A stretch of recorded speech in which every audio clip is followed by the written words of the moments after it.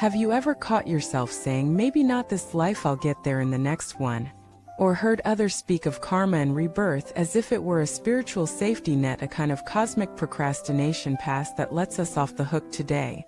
Welcome back to the channel, my dear seekers and friends. It's truly a gift to have you here for a conversation that might shake the foundation of how we understand our spiritual path. Today we're going to dive deep into a subtle but powerful spiritual trap: the tendency to use the concept of reincarnation as an excuse to avoid full responsibility in this life right now. We've all done it.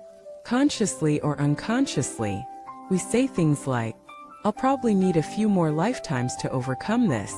It's my karma, I can't do anything about it. Enlightenment isn't for me, at least not in this body.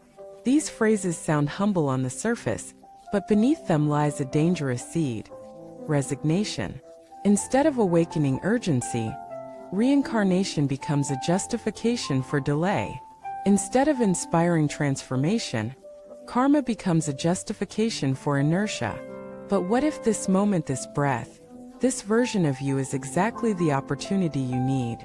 What if the idea that you have lifetimes to figure it out is actually the most dangerous lie the ego tells to avoid the discomfort of now? Let us go right to the heart of this illusion.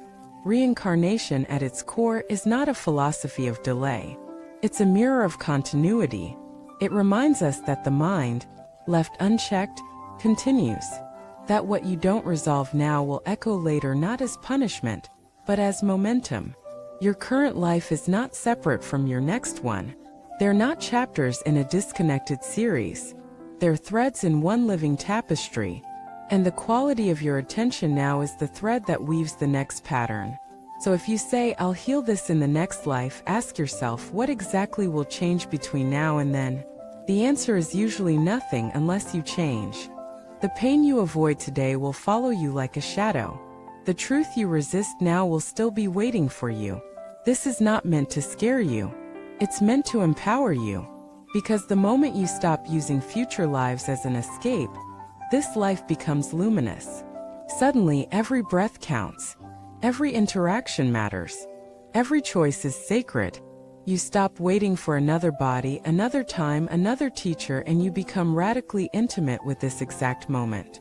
That's the real teaching of karma and rebirth. Not postponement, but presence.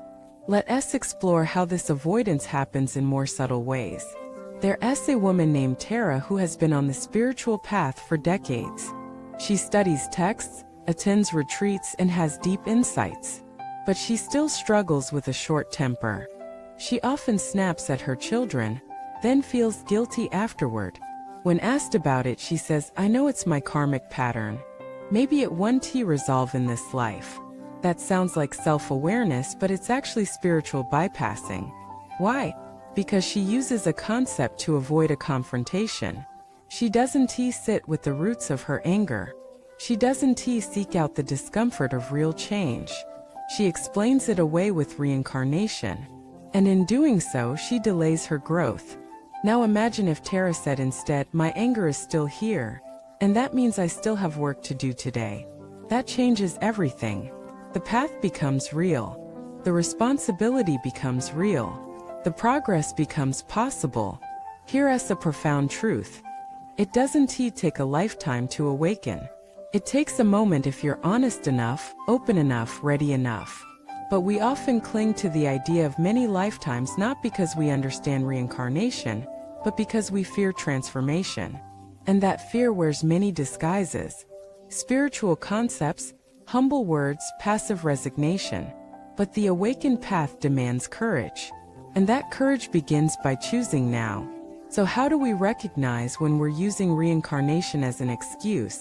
Ask yourself, does this belief make me more engaged or more complacent? Does it inspire urgency or apathy?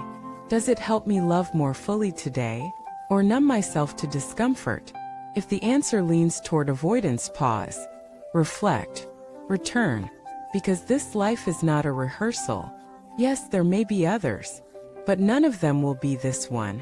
With this mind, this karma, this chance, every moment you delay is a moment your soul is asking for love and being told to wait. But what if you said yes now? What if you let the urgency of this incarnation be the fire that purifies you? What if you stopped asking, can I do it in this life?